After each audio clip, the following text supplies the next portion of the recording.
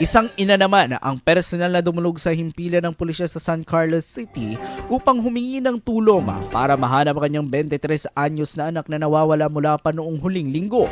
Ayon sa pulisya, kinilala ang nawawalang binata bilang isang college student na residente rin ng lungsod. Sinabi ng kanyang ina na nagpaalam ang anak na pupunta lamang sa barangay Pagal, ngunit hanggang ngayon ay hindi pa ito nakakabalik. Batay sa paglalarawan, ang nawawalang binata ay may taas na 5'6 feet. Suot ang dilaw na damit at pantalon noong huling makita.